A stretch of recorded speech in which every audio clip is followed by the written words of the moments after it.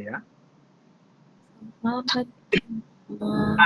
Saya bantu. Namo Buddhaya Bante. Namo Buddhaya Bante. Ya, udah. Saya Mohon maaf, bantu. semalam ini tiba-tiba nggak tahu saya itu apa tangan saya itu pegel-pegel semua. Jadi malah mau buka Zoom itu nggak jadi. Saya sebenarnya udah konfirmasi sama dari Wandi bahwa sebenarnya harusnya setengah 8, kemudian tak untuk jam 8 saya nunggu badanku kok ternyata masih nggak fit, jadi saya ngomong untuk diliburkan dulu. Ganti hari ini. Oke, sebenarnya saya tuh mau ini untuk malam ini tuh membahas tentang etika ya. Etika dalam perspektif dalam perspektif filsafat dan Buddhis, yang mana ini bukan berarti Anda tidak beretika, bukan. Tapi etika ini etika benar-benar etika nilai-nilai etika perspektif. Karena ini saya tuh beberapa hari ini membaca jadi masalah etika. Etika itu termasuk dalam Buddhis itu disebut sila, dan nanti kita akan membahas juga sebenarnya konsep baik dan buruk itu apa, dan juga nanti akan sampai ke apa konsep baik dan buruk, surga neraka, yang mana kalau di dalam pengertian umum itu kan apa itu kadang sangat jadi perdebatan untuk surga neraka. Kalau di dalam agama lain itu kan seakan-akan sudah dimatikan ya, ketika kita berbuat buruk ya udah terakhir di alam neraka dan tidak tahu sampai kapan ya. Kemudian tapi kalau di Buddhis kan masih ada ini kemarin ya kita berbicara dengan karma, hubungannya dengan karma itu kan apa kita punya eh, tenggang waktunya ya, ada waktunya. Ibaratnya api itu nanti lama-lama akan menjadi surut-surut dan akhirnya akan habis. Baik itu hasil hukum karmanya, hasil hasil maupun akibatnya ya, baik itu hasil dari perbuatan baik maupun hasil dari perbuatan tidak baik. Ini di dalam etika ini sangat menarik sekali. Jadi kita ketahui kalau secara umum teori-teori etika itu kan kemarin sampai Immanuel Kant, kemudian beberapa termasuk filosof-filosof yang filosof-filosof yang berbicara tentang hal itu. Ini moralitas dan etika ini. Jadi besar ya. Ini saya itu enggak, mungkin tampilannya itu tidak ini ya, tidak menarik karena ya saya masih apa adanya untuk mempersiapkan ini. Jadi moralitas dan etika kalau di dalam teorinya ya, teori filsafat itu etika biasanya itu mengacu pada baik dan buruk, baik dan buruk. Oh, tidak beretika. Etika itu juga secara letterlek akan mengatur atau membahas tentang etis. Makanya dulu ada politik etis. Di dalam sejarah itu politik etis itu seakan gambaran bahwa para penjajah ya waktu itu VOC atau Belanda ya, waktu itu karena dia sudah banyak mengambil kekayaan dari Indonesia, maka dia harus balas budi. Nah ini makanya pada beberapa puluh tahun yang lalu, ya bukan 100 tahun mungkin ya, Itu zaman-zaman VOC, zaman Belanda itu ada politik etis. Nah, ini ketika kita berbicara tentang etika, itu ya nanti akan muncul kata-kata baik atau buruk, eh, atau jahat. Kalau dalam Buddhis itu sangat terkenal sekali kan. Sabba bapa sakaranang kusalasa upasampada.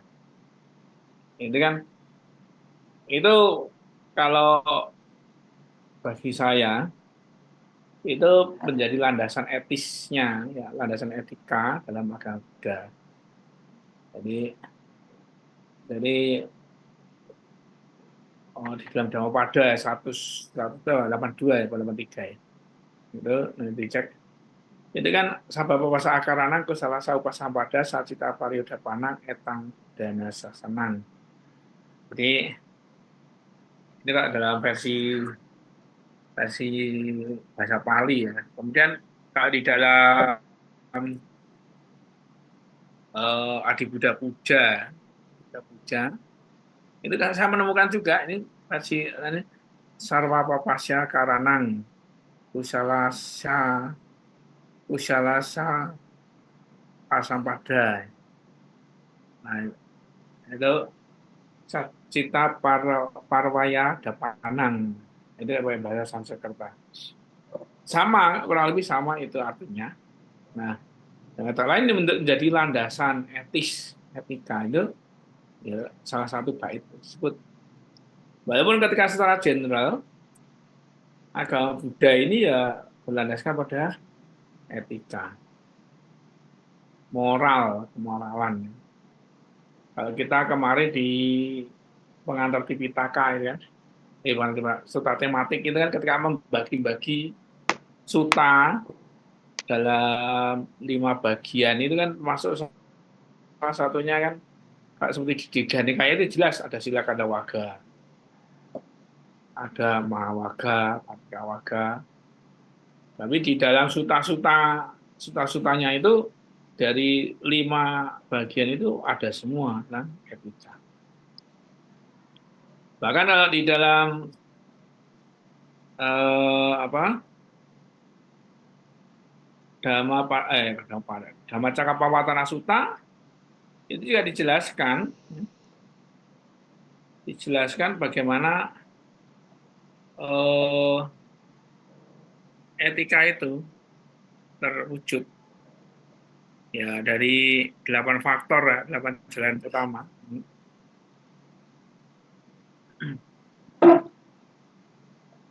8 jalan utama itu yang apa yang membagi 8 jalan utama itu yang kemudian dibagi jadi 3, sila samadhi panya, atau dibalik panya sila samadhi. Ini kan juga menunjukkan bagaimana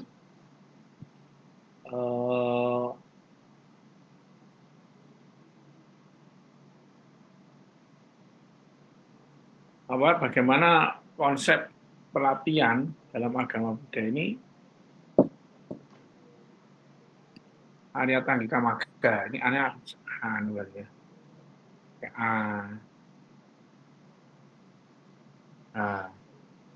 Arya Atanggika Magga. Jadi dari 4 dari Asta Arya Atanggika Magga ini juga dibagi jadi 3, yaitu ini panya, ya di pandangan benar, pikiran benar itu panya, ucapan benar, perbuatan benar, mata pencarian benar itu sila, dan daya upaya benar itu sama wayama, perhatian benar, konsentrasi benar itu adalah samadhi. Jadi sebenarnya kalau kita mencermati dari 8 hal ini ya, itu kalau kita laksanakan ini sudah benar. Pandangan benar, pikiran benar, itu kita akan menunjukkan panya. kenyang. Nah, agar kita menjadi panya, kita landasi dengan daya upaya benar, perhatian benar, konsentrasi benar, samadhi. Samadhi juga harus dilandasi dengan adanya sila. Walaupun ini sila itu ya ucapan benar, perbuatan benar, mata pencarian benar. Inilah yang kemudian menjadi landasan. Di mana di sini disebutkan apa? Oh, kalau ini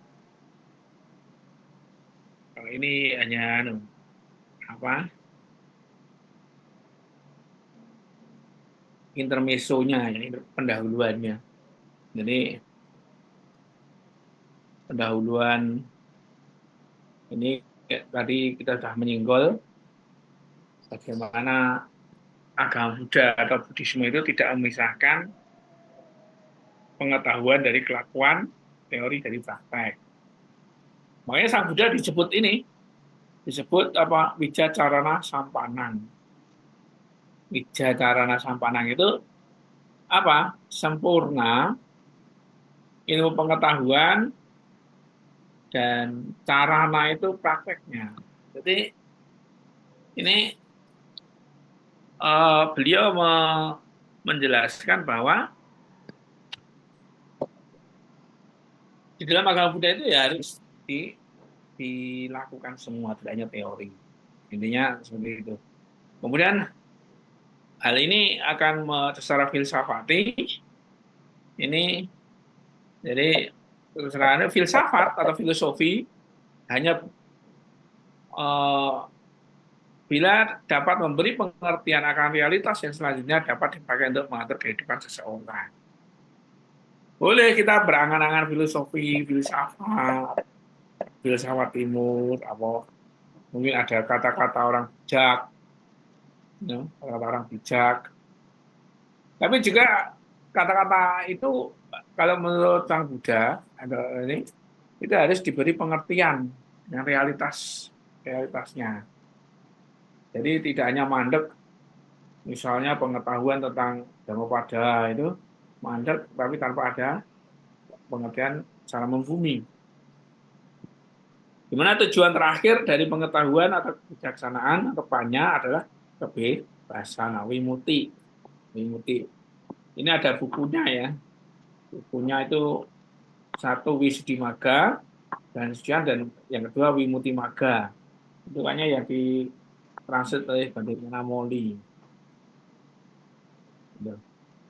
Kemudian Sang Buddha menyatakan bahwa penyelidikannya atau pencariannya seperti halnya para orang bijaksana Upanishad yang ditujukan untuk mencari cara untuk mengatasi dunia yang berbahaya.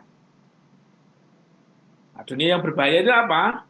Itu dunia yang berbahaya itu ya samsara, lingkaran kelahiran dan kematian. Disebutkan di yang terakhir ini, tujuan dari kehidupan beragama adalah dimaksudkan untuk mencapai kebebasan dari kelahiran dan dengan demikian menyingkirkan juga kelapukan dan kematian.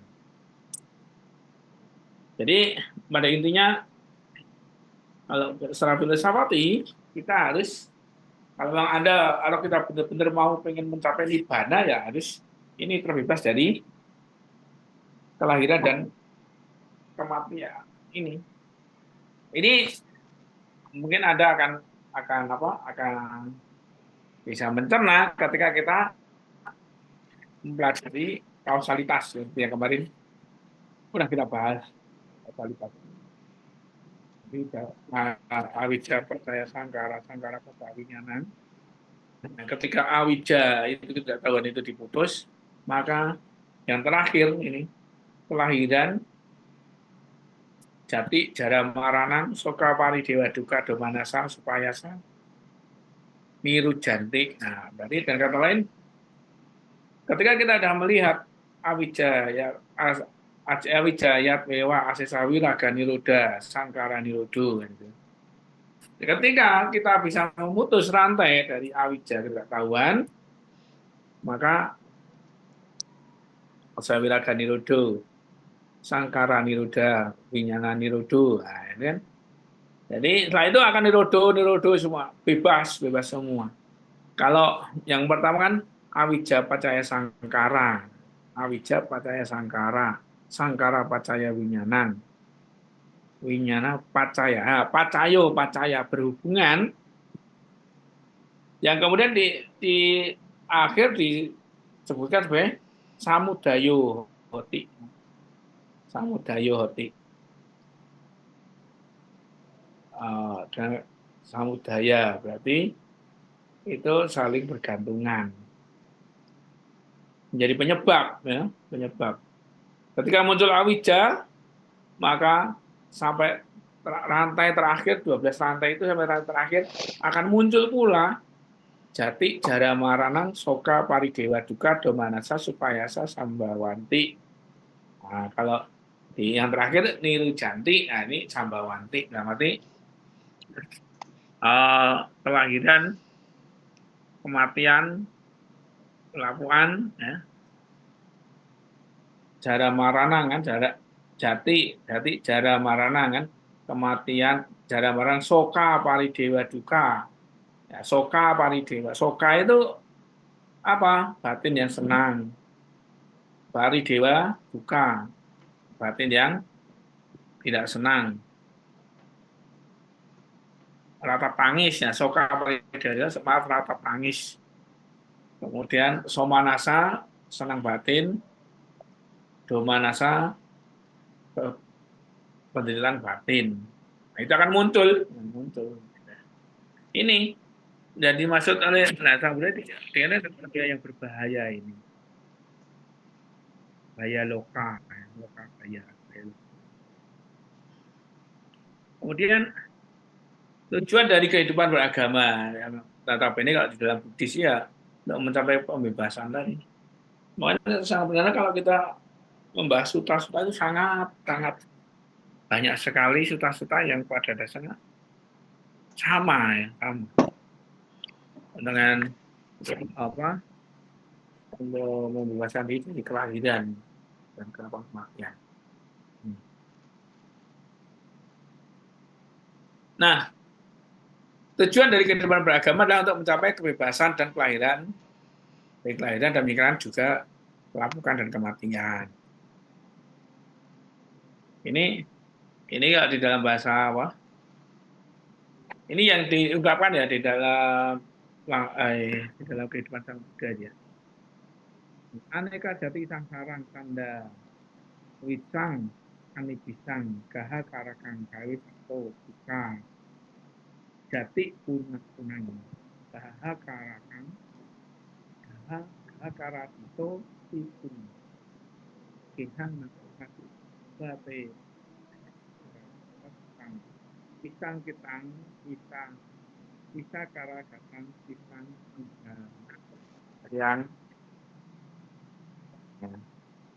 jadi ini ada lagunya juga, ini mungkin para mahasiswa yang hampir seusia saya itu ada lagunya kan, itu yang nyanyi saya ingat tuh dapat tuh Meta Selani yang melalui banyak kelahiran dalam samsara. Ini yang menggambarkan yang disampaikan oleh Sang Buddha setelah beliau mendapatkan pencerahan. Jadi pembuat rumah kamu sekarang telah ditemukan. Pembuat rumah ini siapa? Yang buat rumah itu Awija. Awija pada Sangkara tadi. Ini ketikanya kamu tidak akan dapat membuat rumah lagi. Semua tiang-tiangmu telah patah dan hubunganmu telah berantakan atau atapmu telah berantakan. Pikiran telah mencapai keadaan bebas dari bentuk-bentuk mental dan telah melihat akhir dari keinginan. Dan akhir dari keinginan. Saya masih ingat melalui banyak kelahiran dalam samsara, menyedihkan kehidupan yang berulang-ulang.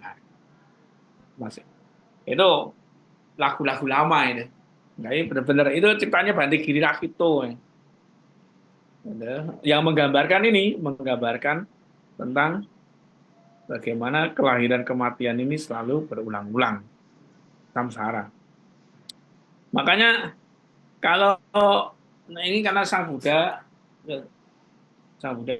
kan mencapai apa?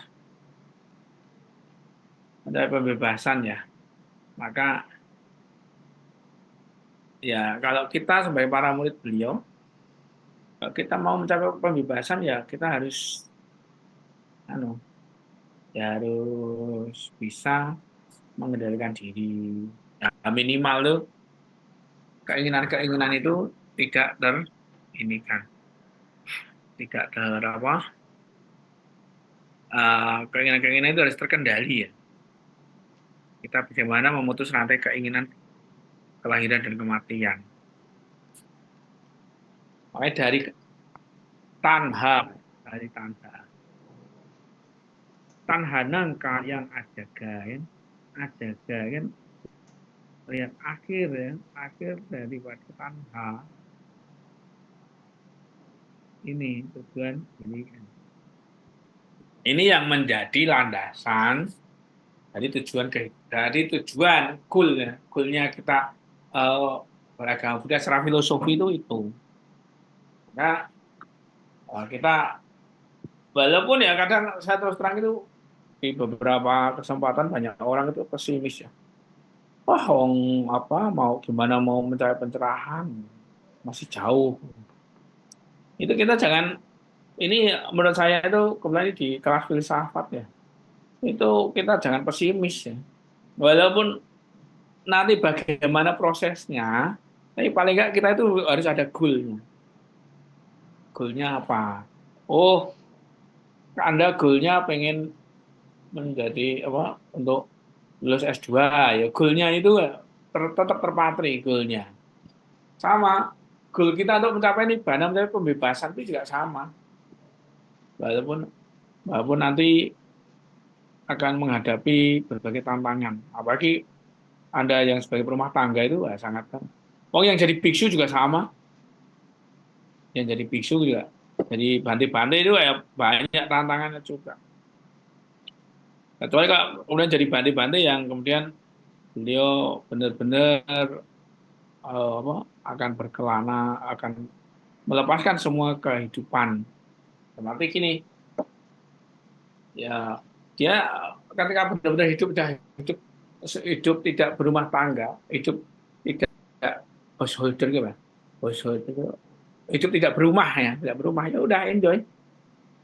Makanya kadang ada beberapa bantai-bantai itu wah saya harus punya tempat gimana karena khawatir nanti kalau tidak punya tempat gimana hidupnya tuanya itu masih kekhawatiran akan hidup dan usia tua kematian kalau yang sudah terbebas ya udah biarin aja mau misalnya tidak diterima di wihara A ya pergi wihara B atau wihara C kan itu kalau enggak ya berkelana nah, ini kadang apa ini yang saya bilang yang idealnya kalau kita mau melatih diri ya benar-benar meninggalkan kehidupan rumah tangga ya paling enggak kita harus ya membuat goal untuk kenibbana nirwana atau pembebasan itu ya harus ada goal walaupun untuk para bandi-bandi sekarang kadang-kadang banyak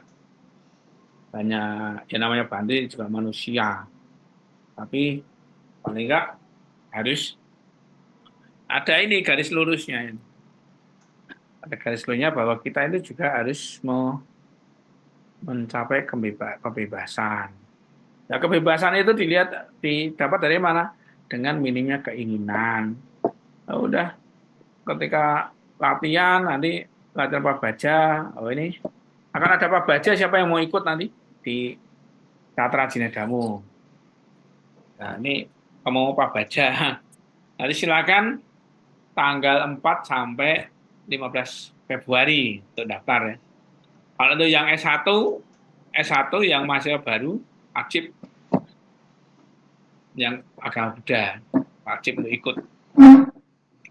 Jadi karena wajib itu kita sudah ada peserta 25 orang, targetnya 50 orang.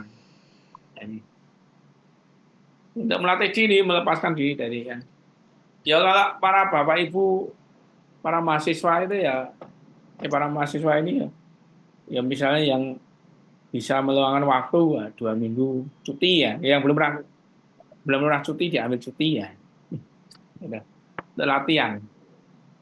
Sama ini, jadi ketika kemudian kita untuk mencapai pembebasan diri ya harus ini. Saya pernah ya ya ketika saya membaca biografinya siapa ya, biografinya Acan Cah itu bagus. Anda boleh boleh bisa itu. Ada satu buku Food for the Heart itu buku bagus sekali itu. Ya, jadi mungkin Anda akan berpikir, wah kalau Sang Buddha itu kadang-kadang kita berpikir ya, kalau riwayat hidup Buddha Gautama itu mah kadang banyak diinikan, dibuat hal-hal yang apa ya, hal-hal yang nggak manusiawi, manusiawi dalam arti gini, hal-hal yang di luar nalar. Gitu. Tapi kalau Anda baca biografi para para biksu, ini terutama Ajahn Chah ini, yang kalau yang menarik sih saya lebih ini ke Ajahn Chah. Bukunya itu ada bukunya, buku penyegar batin Food for the Heart itu kalau dulu di translate ke bahasa Indonesia oleh Ibu Lindawati yang dari Bali itu dengan apa diterbitkan dari Mutiara Dharma waktu itu buku lama itu saya terus terang salah satu ketertarikan saya jadi biku juga baca buku itu tahun tahun 90-an ya 99 2000 ya baca. Itu mengungkapkan bagaimana kondisi batin, bagaimana perasaan penuh kegelisahan dan sebagainya dari seorang biku. Dan itu akhirnya menampilkan bahwa seorang biku itu juga manusiawi. Tapi ketika dia dengan tujuan, goalnya itu adalah goal nanti kalau jadi biku nanti ya goalnya itu ya sudah akan pembebasan. Tetap dan terpatri. Nah, kami terus terang kami ketika kami sudah ditahbiskan atau diupah Sambada, nggak sama nera, apa baca sama nera, apa, yaitu punya, kita harus punya feel goalnya itu kemana. Walaupun nanti dalam kehidupan seperti seperti kalau seperti saya gitu ya pribadi, nanti kan kehidupan sebagai biku ya jadi dosen dan harus bisa ada urusan umat atau mungkin apalagi kalau misalnya di organisasi dan sebagainya itu boleh, cuma kalau menurut saya ya segala urusan-urusan itu jangan sampai membuat kita terbebani. Urusan wihara ya sudah, urusan wihara ya biar ada yang ngurus. Kalau urusan dana kita, makanya urusan dana bantu-bantu itu jangan mikir dana, biar umat yang mikir. Makanya biar umat yang mikir kalau mau berdana kan gitu. Kalau bantu itu nggak usah dipikir, nggak usah mikir. Karena kan yang akan menerima aja ini. Ini intermezzo ya.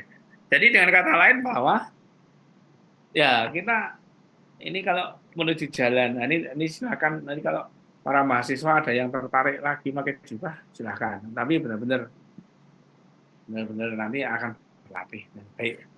Tapi paling nggak Anda jadi perumah tangga juga ya goalnya itu untuk menyingkirkan atau membebaskan diri dari kelahiran kematian dan juga akhir dari keinginan ini. Nah, ini yang harus digaungkan dan paling nggak kan itu. Nanti ketika Anda meninggal pun harusnya, ketika mau meninggal harusnya ingat itu ya. Saya masih harus goal saya harus mencapai nibbana. Tapi ada juga di satu cerita, ya ini memang tantangannya berat ya. Tantangannya berat. Ketika ada seorang murid Sang Buddha tanya, wah saya, bukan ditanya ya, beliau itu memikirkan bahwa beliau itu ingin menjadi sama Sang Buddha.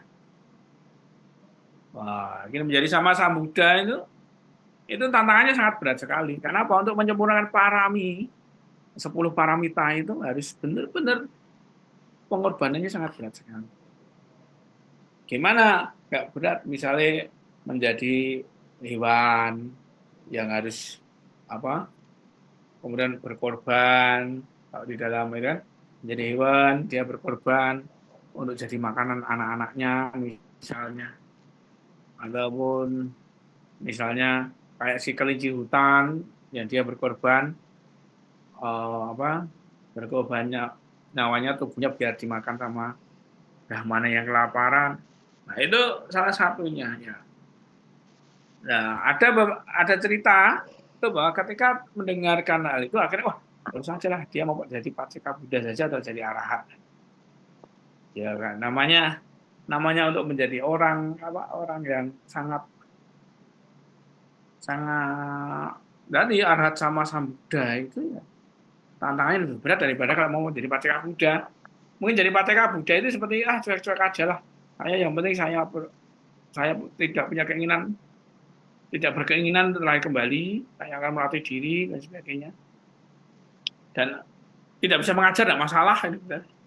Ini kan ini menjadi satu apa? Goalnya tetap nibbana misalnya. Mungkin tantangannya lebih sedikit. Walaupun itu juga cuma tantangan. Ketika banyak para bante-bante itu kan kita para bante-bante, para Arya Sangga, kita kalau melihat di Anda mungkin bisa membaca di Karigata, atau Buddha Wangsa, Teragata. Ini menceritakan bagaimana kehidupan para para para arahat ini setelah menjadi arahat itu bagaimana? Apakah dia bangga? Ya, seperti apa ya? Oh, yang buta itu, bukan Culapantaka. Bukan ada yang buta itu dari cerita kata-kata itu, ya karena beliau sudah tidak berpikiran untuk membuat karma yang baru, beliau sudah enjoy dengan kebebasannya.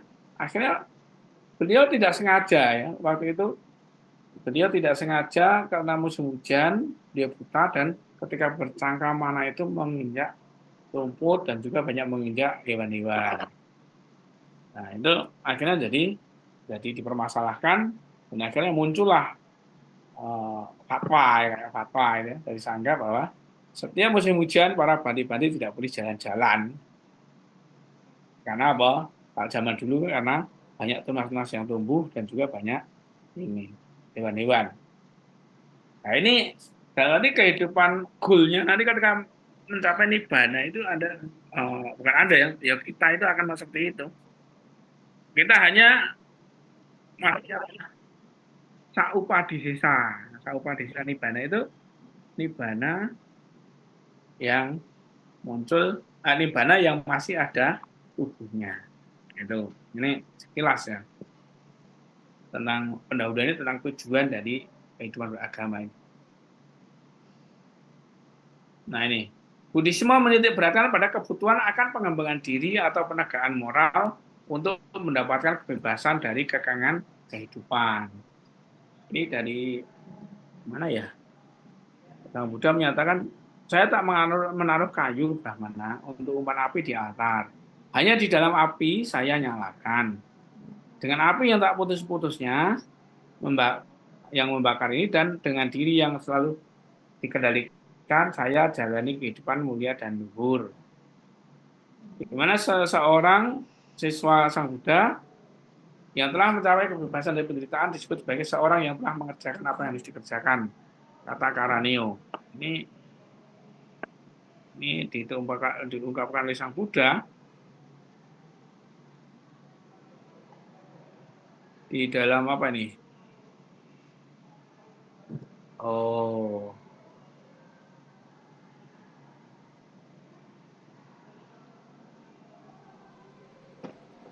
di dalam salah satu sutta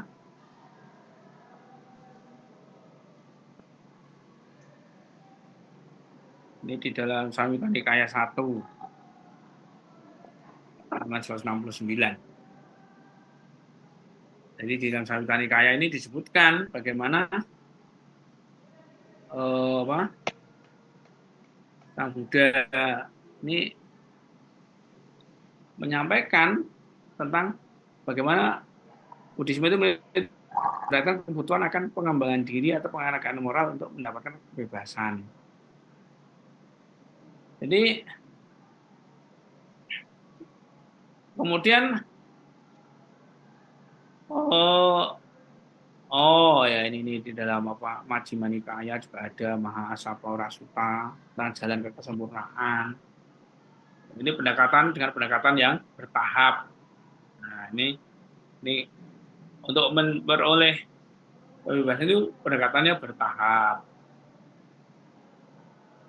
Bertahap ini, jadi pembebasan akhir ini harus dilaksanakan secara bertahap. Nah, ini yang kemudian bisa menjadi, kalau di dalam konsep pendidikan Buddhis ya, kita sering gunakan sebagai konsep-konsep pembelajaran Buddha ya. Jadi ketika kita belajar itu yang ada proses bertahap. Yang pertama adalah cara belajar, teori itu anupubasika. Kemudian proses latihan itu anupubakirya, dan proses praktek bertahap anupubapatipada. Jadi praktek. Jadi proses belajar, latihan, dan praktek yang bertahap. Ini di mana salah satu segi yang penting dari teori Buddhisme awal adalah pendekatan secara bertahap ini, yang mana ditegaskan di dalam dua sutta, yang termasuk di dalam Majjhima Nikaya. Itu ada Mahaasapura Sutta dan Ganaka Moggallana Sutta. Aspek ini ditekankan karena memungkinkan pencapaian keadaan kesempurnaan moral yang berpuncak pada pencapaian kebebasan. Ini dalam Ganaka Moggallana Sutta dan Mahaasapura Sutta. Manusia yang berbeda-beda dalam tahapan pengembangan moral dan batinnya secara umum dibandingkan dengan teratai yang tumbuh di suatu kolam. Nah, jadi teratai yang tumbuh di dalam satu kolam. Jadi di mana teratai itu tumbuh di lumpur, tetapi setelah muncul ke atas dan tidak tercemar oleh air kotor, kan putih ya. Bunga-bunganya putih bersih, walaupun ternyata di bawahnya itu ada lumpur. Orang Jawa bilang lembut, dan lumpurnya. Ya, tapi atasnya tidak tercemar, walaupun di dalam tidak tercemar. Inilah itu ya teratai itu kadang ada yang masih di bawah, di dalam, kemudian muncul. Nah, ketika mekar itu sudah tidak cemar, anupalita itu bahasa Arabnya. Itu. Ini latihan bertahap. Latihan bertahap ini juga dalam Trisika ya. Trisika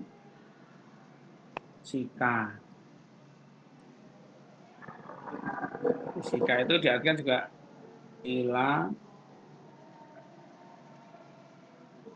panya ya. Panya, sila, samadhi.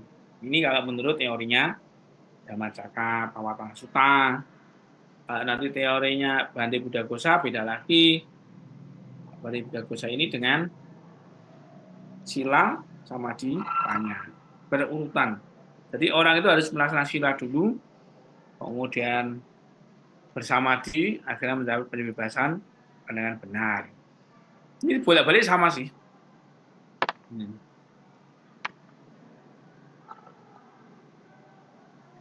Nah, kemudian dua aspek perilaku, dua aspek kebajikan atau perilaku moral.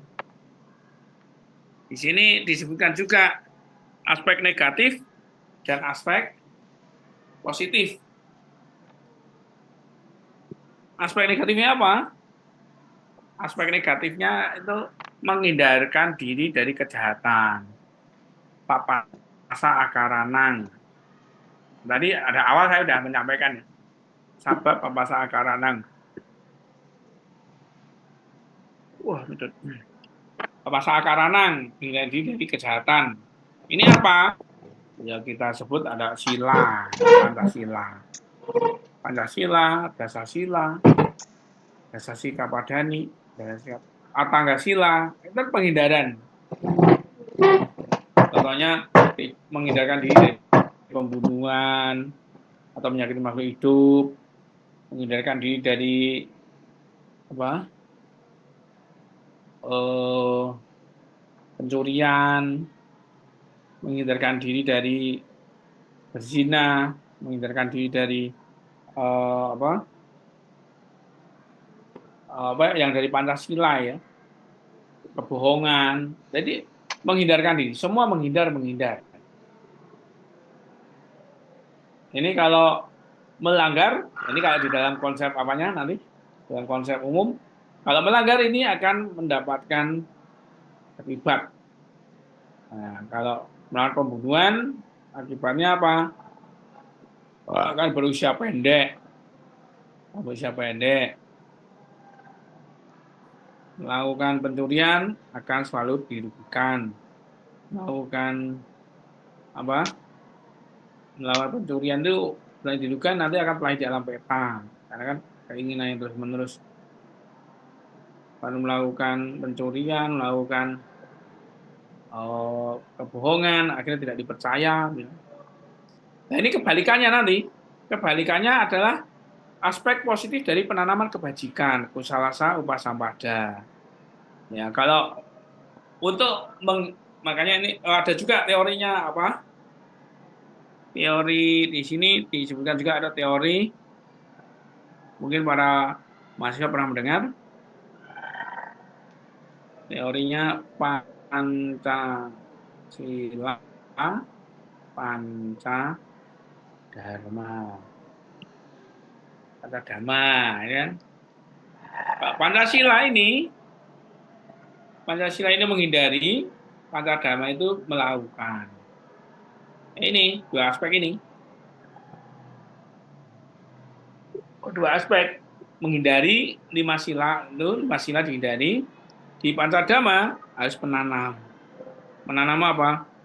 Meta, karuna, mudita, UPK. Itu semua.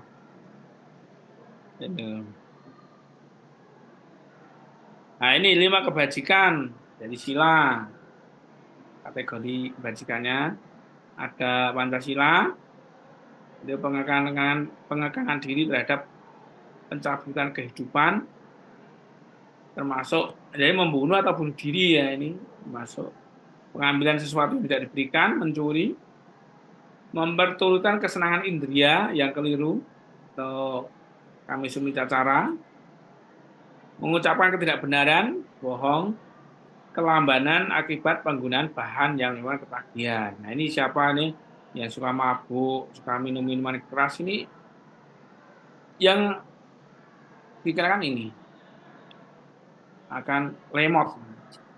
Orang karena kan kalau banyak minum minuman, apalagi sampai ngedrak, ayo dalam juga ada pil koplo, ada apa, itu membuat pikiran itu jadi lemot, lama-lama jadi lemot, jadi lolak-lolok ini. Dan ini menyebabkan ketagihan. Nah sebenarnya 5 hal itu menyebabkan ketagihan semua. Ketagihan semua dan bisa menjadi karakter dari manusia. Karena senang dengan membunuh itu lama-lama jadi bengis. Senang dengan berzina, akhirnya berzina. Kemudian senang ngambil barang yang tidak diberikan, akhirnya nyolongan. Nah, bahkan ada itu secara eh, secara psikologi ada itu kelainan kleptomania. Klepto. Jadi mereka tuh ngambil itu bukan karena kurang, tapi karena senang. Ini yang harus diperhatikan. Karena senang. Ketagihan, akhirnya ketagihan. Dulu waktu saya masuk kuliah tuh, dosen saya tuh dari mana?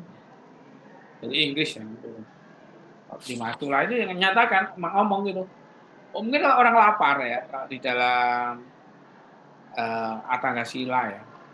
Atanggasila itu kan tidak makan setelah hari. Ya, mungkin karena lapar, orang makan langsung selesai. Tapi orang yang melakukan 5 sila ini jadi karakter. Jadi karakter. Misalnya orang ngambil barang ya, anak-anak ya, saya sering contohkan anak-anak ketika melihat uang dia langsung ambil tanpa ambil makanan lah, makanan buat kecil, ambil makanan langsung ambil aja tanpa bilang, tanpa permisi. Ini menjadi apa? Akhirnya menjadi tabiat, menjadi karakter. Akhirnya apa? Akhirnya tuman itu apa? Bahasa tuman itu bukan dua manusia ya, tuman. Tapi tuman itu bahasa Jawa itu akhirnya apa? Kebiasaan. Karena ya etika tadi, secara etika kita boleh memberikan etika mungkin dengan agak keras. Ketika anak melakukan hal itu kemudian dibilangin 1, 2, 3 kali, kalau tidak ya mungkin perlu agak keras. Itu. Jadi memang bukan ketagihan, berbohong lagi ya, berbohong itu kalau udah biasa berbohong itu akhirnya biasa aja. Akhirnya berbohong, janji nggak ditepati, ya ini sama. Ini. Kemudian yang selanjutnya 10 kebajikan moral atau dasar sila. 4 pertama yang di atas ditambah terhadap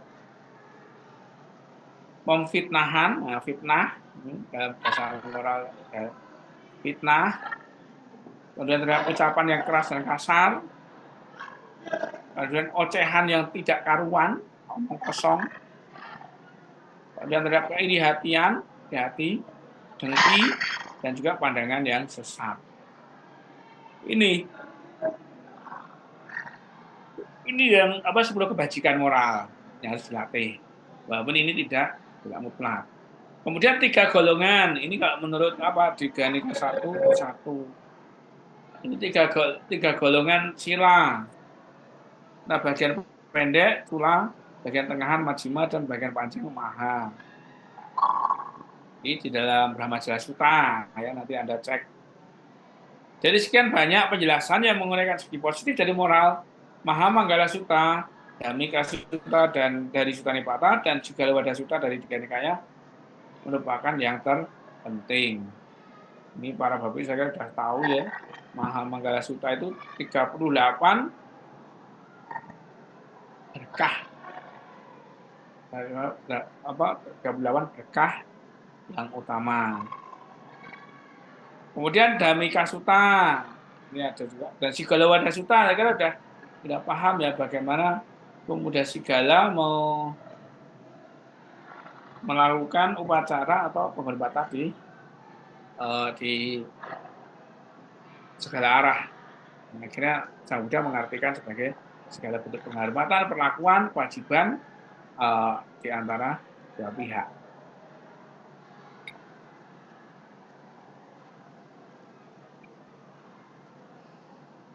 Kemudian dari ini nanti untuk Sutta-Sutta Anda bisa ngecek lagi.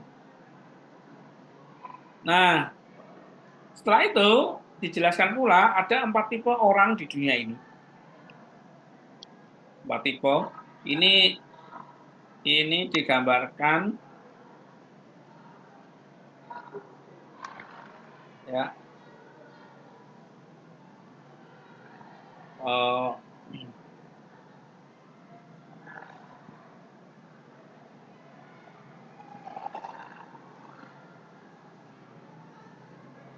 jadi digambarkan bahwa ada 4 tipe orang. Yang pertama suka menyiksa diri, atang tapa, para petapa, orang yang menyiksa diri yang lain, menyiksa yang lain, para pemburu, ya. Kemudian orang yang menyiksa dirinya maupun orang lain,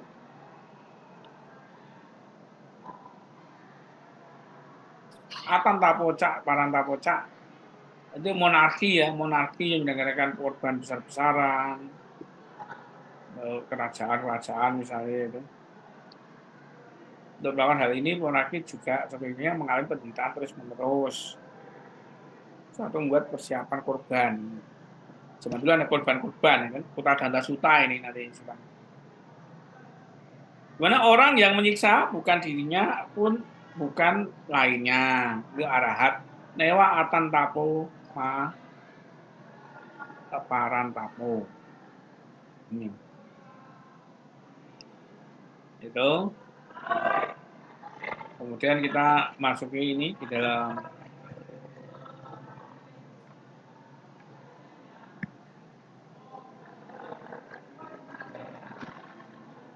Ambalatika Rahulu Wada Suta.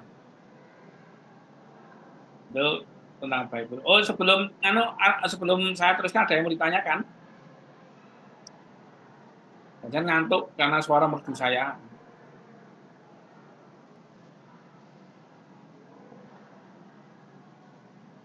Ada?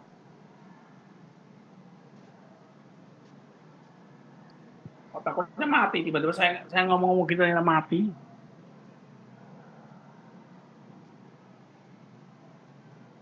Enggak ada, kita lanjutkan ya.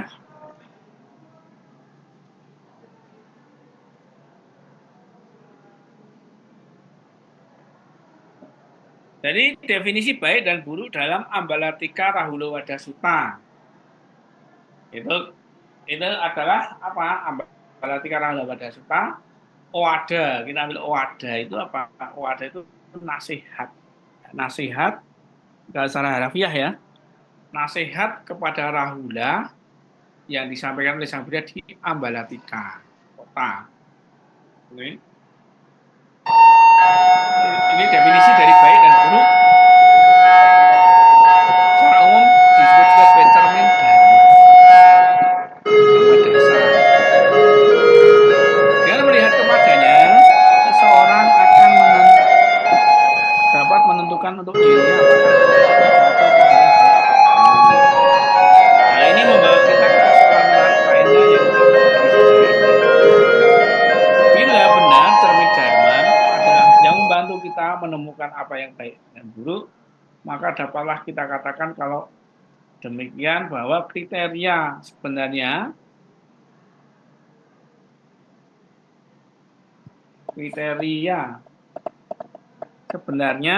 dari persoalan baik dan buruk adalah dharma itu sendiri. Jadi kalau ini baik dan buruk itu dari dharma. Dharma itu ada yang baik dan buruk. Ini mungkin walaupun konsep dharma itu banyak digunakan dalam arti kebenaran saja. Ya seperti siapa sih seperti di di hutan Simsapa ya. Oh ya, daun Simsapa.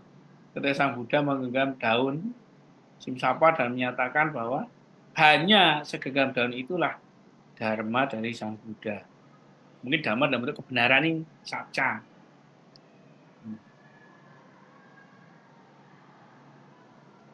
Nah, di dalam Atthakavagga dari Sutanipata disebutkan baik pernyataan tentang baik dan buruk amat terkenal keburukannya karena sifat amat subjektif.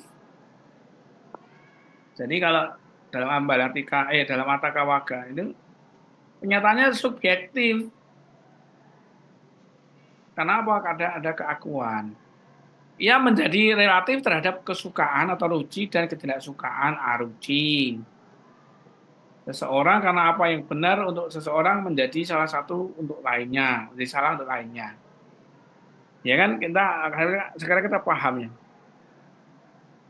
Nilai-nilai kebenaran adalah tidak terbedakan dari nilai-nilai moral atau nilai-nilai etika. Kedua-duanya adalah nilai-nilai yang berpartisipasi dalam alam. Jadi ketika kita melihat ya kebenaran dan ketidakbenaran itu saya kan jelas ya. Mungkin zaman dulu ya orang-orang Theravada, berarti yang Paliteks ya, itu mandang orang yang Mahayana itu nggak baik. Wah ini apa? Bahkan kejadian kalau di Thailand sama di Myanmar itu kalau nganggap yang Mahayana itu bukan biku ya. Itu karena apa pandangan-pandangannya. Jadi nilai-nilai kebenaran adalah tidak terbedakan dari nilai-nilai moral atau nilai-nilai etika. Makanya kemudian diingat lagi bahwa nilai kebenaran itu tidak bisa dibeda-bedakan. Ya tadi segenggam daun simsapa tadi. Ini. Kemudian di sini dunia bukanlah kehimpunan objek yang ditemukan dalam ruang dan waktu. Belaka berhubungan atau tidak berhubungan. Ia memasukkan perasaan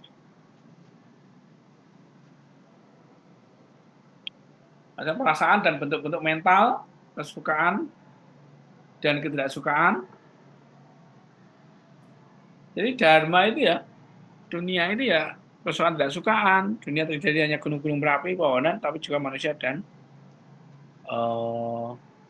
hewan-hewan berikut pola-pola perilakunya. Bentuk-bentuk mental manusia, suka dan tidak suka, membangun faktor kausal penting di dunia ini. Jadi bila bentuk-bentuk mental seseorang, setiap penilaian bersangkutan dengan kebenaran dan kekeliruan atau baik dan buruk secara relatif bukan mutlak. Penenangan, ya perenungan bukan penenangan, perenungan semua bentuk-bentuk mental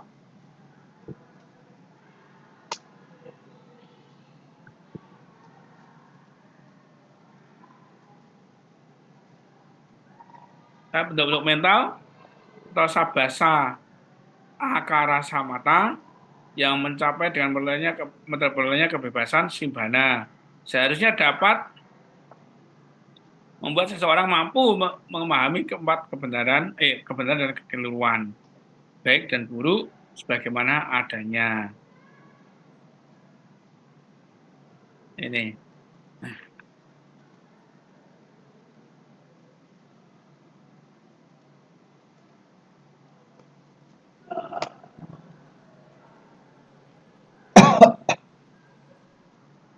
kemudian kebebasan nibbana.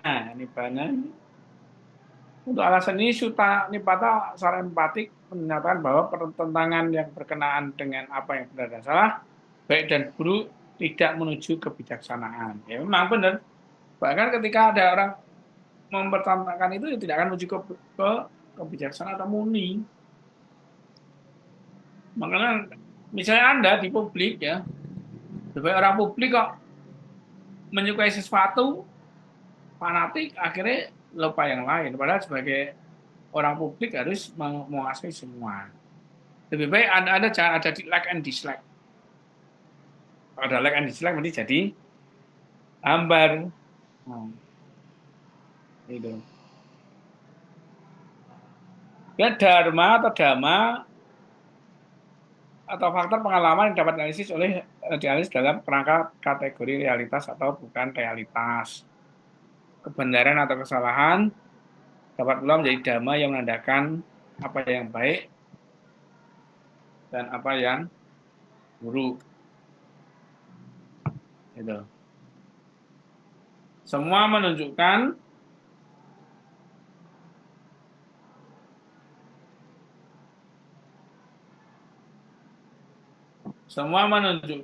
apa?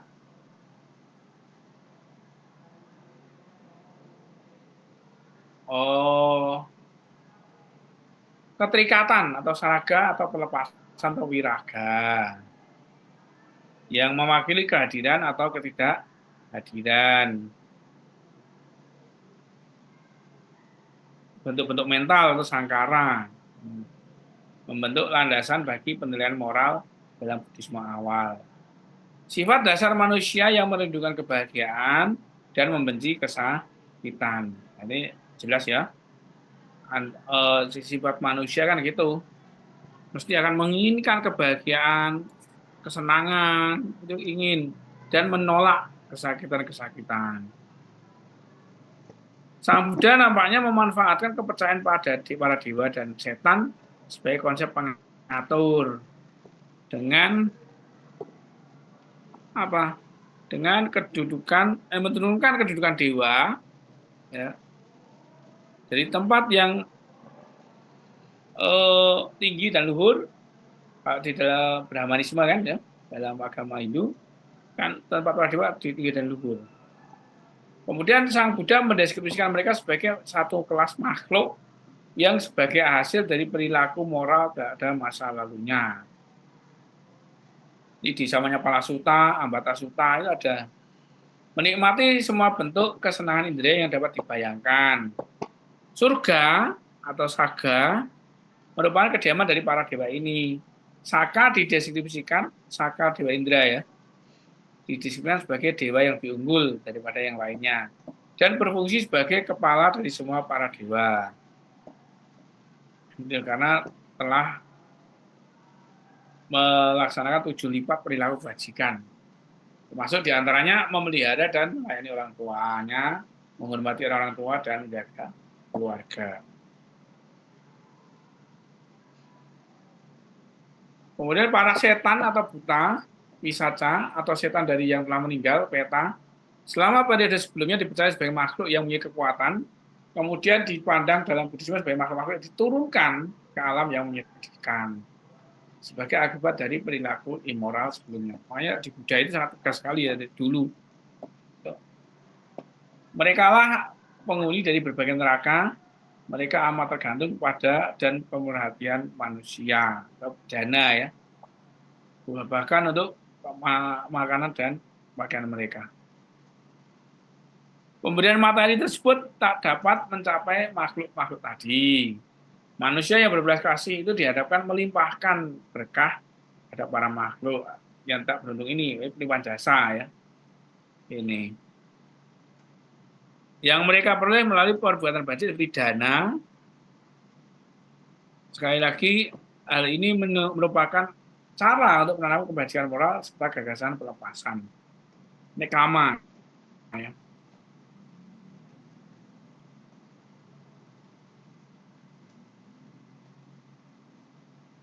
Kemudian konsep surga dan neraka ini diterima dalam Buddhisme sebagai gagasan atau konsep pengatur belakang.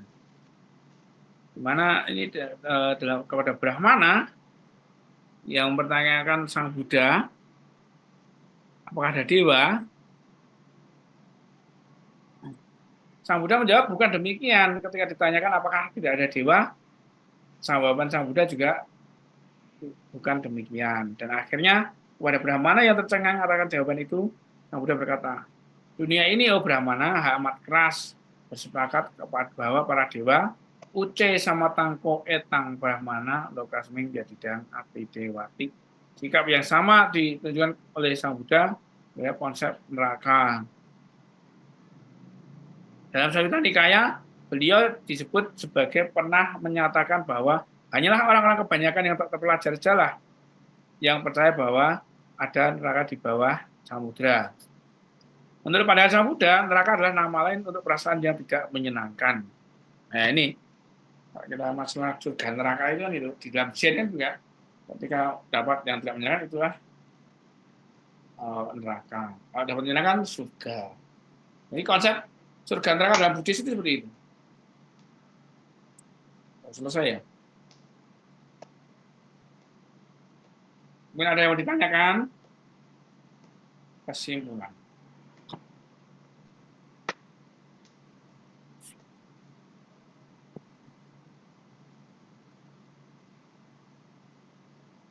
Oke, kalau tidak ada. Jadi itu ya untuk etika ya, etika sebagai moralan. Harapannya ini masukan ini bisa membuat Anda semua bisa lebih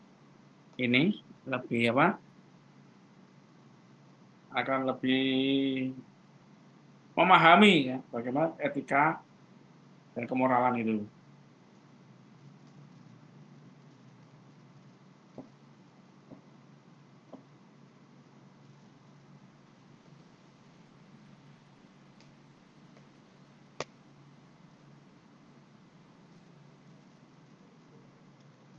Oke.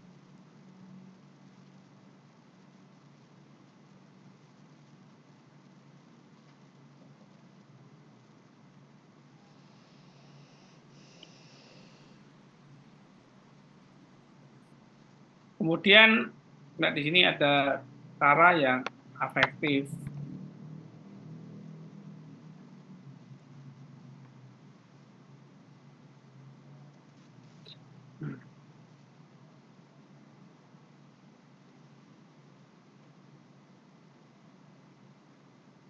Untuk melepas cara efektif dalam prisma awal, kebahagiaan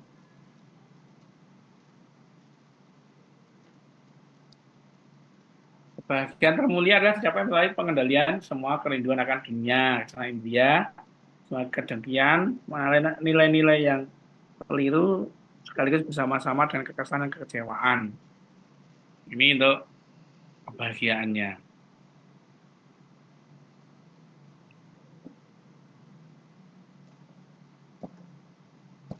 Oke, ada pertanyaan atau pernyataan? Silakan.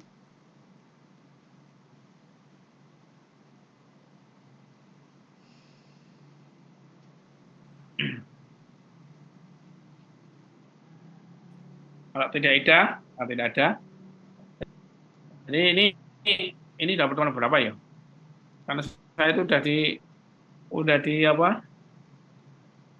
diminta untuk nanti untuk UAS ya. Paling enggak akhir Januari itu kita sudah setor ujian hasil ujian. Jadi maka nanti ini mungkin kita harus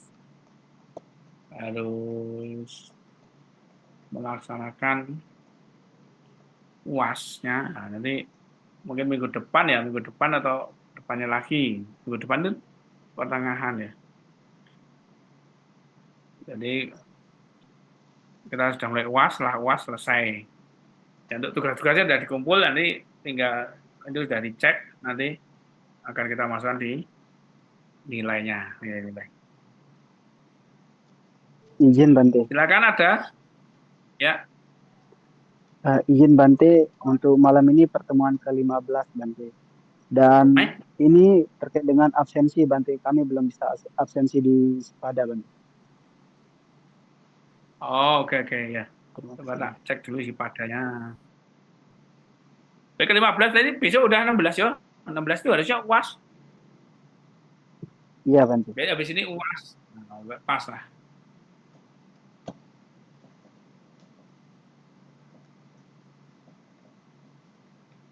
Ini tanggal 7.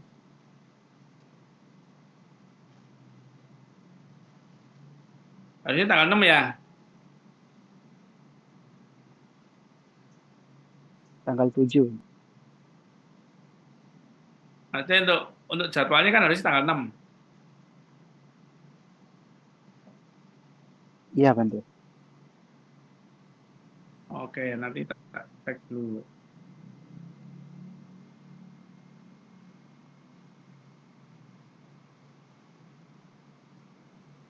Oh, berarti nanti sudah ternyata cepat. UAS.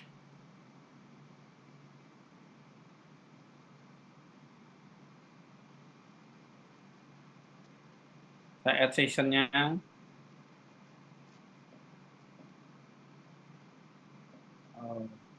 Multiple. Sekarang ini satu aja lah, nggak multiple. Yang untuk hari ini pengganti tadi jam 20 sampai 21.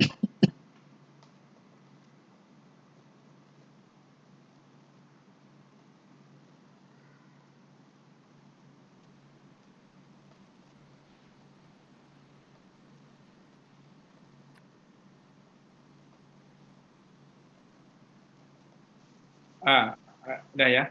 Nanti tambah nanti pas UAS minggu depan. Minggu depan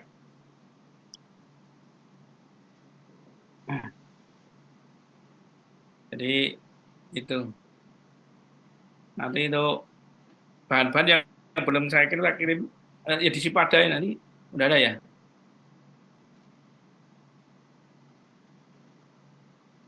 Sipadanya. Bante izin. Belum bisa ya? Belum Ini belum bisa tak yang di allow. Cipadai. Ya, saya allow dulu.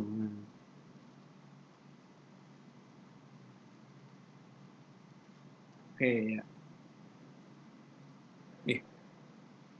Jam 12 AM ini bilangkan.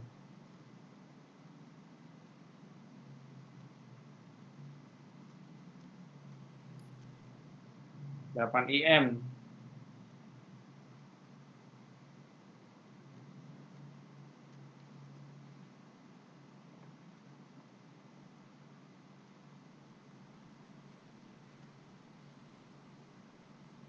Udah ya. Nah, udah saya low. Udah. Oke lah. Saya kira itulah ya untuk pertemuannya. Sampai jumpa lagi semester depan. Karena besok UAS langsung saya kirim apa di grup. Nanti tinggal Anda mau ini. Kalau misalnya mau dikirim di Sipada, tapi nanti itu sebenarnya pada semua ya penilaiannya. Izin Bante. Ya, silakan. Berarti nanti pas UAS kami tetap masuk Zoom atau langsung mengerjakan soalnya Bante? Langsung mengerjakan aja. Kemudian apa? Saya add session di minggu depan tanggal berapa ya? 13 ya.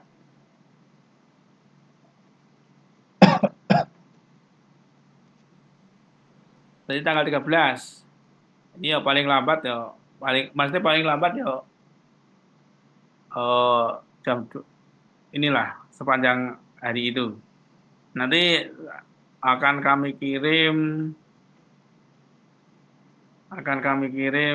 soalnya sebelum apa? Ya mungkin seminggu atau 3 hari sebelumnya kan biar lebih ini. Jadi lebih apa? Lebih efektif.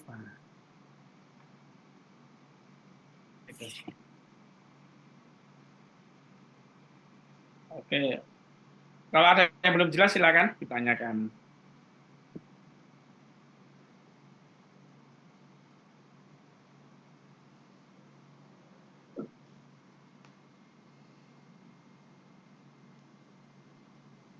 Kalau tidak ada, saya akhiri ya untuk pertemuan pada malam hari ini.